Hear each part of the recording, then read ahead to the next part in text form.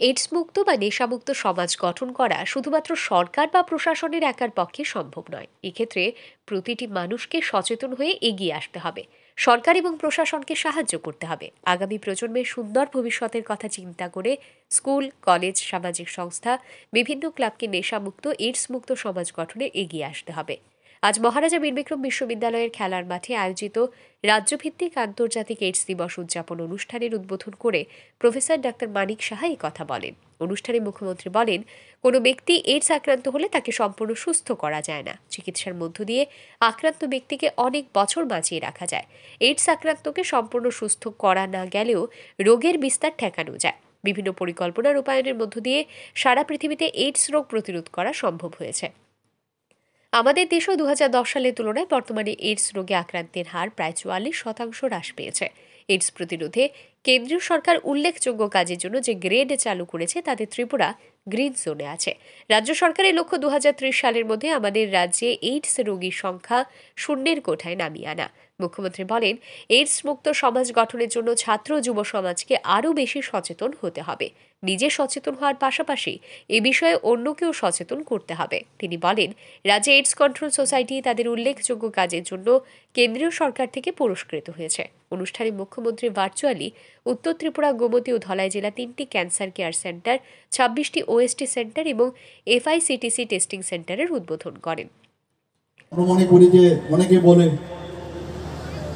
যে দারিদ্রতার কারণে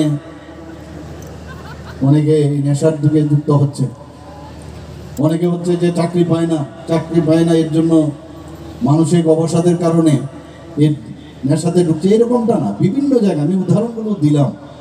সামাজিক কারণে ওইখানে যারা স্কুল কলেজের যারা ছেলে মেয়েরা আছেন তাদেরকে একটা বলবো, এবং টিচার যারা আছেন তাদেরকেও আমি বলবো, খেয়াল রাখতে হবে একটা পলিউটেডও যদি একজন ব্যক্তি থাকে ওই ক্লাসে বা সেখানে কিন্তু তার দিকে নজর রাখতে হবে। আরেকটা বিষয় আপনাদের দেখতে হবে যে কোনো জায়গায় অ্যাবসেন্টই কতজন, সে কেন অ্যাবসেন্ট হচ্ছে তার দিকে নজর রাখা, কেন তার খবর নেওয়া। আমরা এটাকে খুব ইজিভাবে আমরা যেন না নিই, তার গার্জিয়ানকে ডাকানো যে কী ব্যাপার, আপনার ছেলে আসছে না কেন, আপনার মেয়ে আসছে না কেন।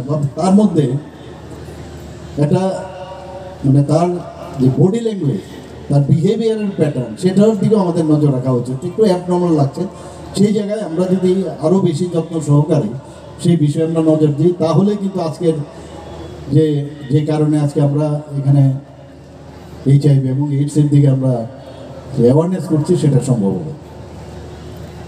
এবং আমরা জানি এইচআইভি যখন হয় অনেক সময় দেখা যায় তার মধ্যে সাইন অ্যান্ড সিমটমই বোঝা যায়, এবং তার জন্যই যত স্ক্রিনিং করা যায় তত বেশি আমাদের এখানে এই রাজ্যে এইচআইভি কত হচ্ছে, এইডসের কতজন আসছে। এখন আজকে খুব ভালো লাগলো, এত সুন্দর একটা আমাদের যে বায়োমেডিক্যাল ইনস্ট্রুমেন্ট এখানে চলে এলো, তাতে করে আরও ইজিলি ডিটেক্ট করা যাবে। যত স্ক্রিনিং হবে তত বেশি মানে ডিটেক্ট হবে, এবং ডিটেক্ট হলে এটা কিন্তু খারাপ কিছু না। ডিটেক্ট হলে যেটা বলা হয়েছে, কারণ আইন আছে যে জোর করে কারোর থেকে টেস্টিংও করা যাবে না। আমরা অনেক এই বিষয়ে কথাবার্তা বলছি কিভাবে টেস্টিংটা আরও বেশি পরিমাণে করানো যায়।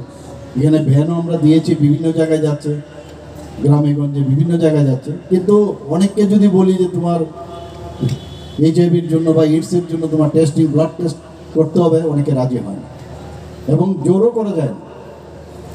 এই বিষয়ে আমরা চিন্তা ভাবনা করছি কীভাবে করা যায়। হসপিটালে অনেক সময় অনেকে আসে, কারণ এটা যদি করি আমরা, কারণ আমরা যেমন ব্লাড ডোনেশন করাই, ব্লাড ডোনেশনের সময়ও কিন্তু আমরা দেখি যে ব্লাডের মধ্যে বা ওই ব্যক্তির কোনো এইচআইভি ইনফেকশন আছে কিনা। আমরা এটাও কিন্তু একটা রুট, যদি ব্লাড ডোনেশনের মাধ্যমে যদি ওই ব্যক্তি যদি আক্রান্ত থাকে তার মাধ্যমেও কিন্তু এইচআইভি হতে পারে নেক্সট।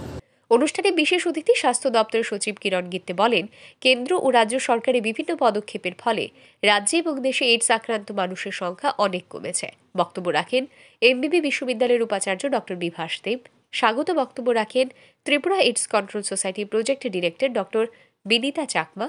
অনুষ্ঠানে উপস্থিত ছিলেন পশ্চিম ত্রিপুরা জেলা শাসক ডাক্তার বিশাল কুমার, পুলিশ সুপার নমিত পাঠক, বিদ্যালয় শিক্ষা দপ্তর অধিকর্তা এনসি শর্মা, উচ্চশিক্ষা দপ্তর অধিকর্তা অনিমেষ দেববর্মা, স্বাস্থ্য দপ্তর অধিকর্তা ডাক্তার দেবশ্রী দেববর্মা প্রমুখ। অনুষ্ঠানে এইডস রোগ থেকে স্বাভাবিক জীবনে ফিরে আসা 2 জনকে, বিভিন্ন ক্ষেত্রে উল্লেখযোগ্য কাজের জন্য 5 জনকে এবং বিভিন্ন কলেজকে মুখ্যমন্ত্রী পুরস্কৃত করেন। মুখ্যমন্ত্রী স্বাস্থ্য দপ্তরের স্বাস্থ্য সংবাদ ম্যাগাজিনেরও আবরণ উন্মোচন করেন।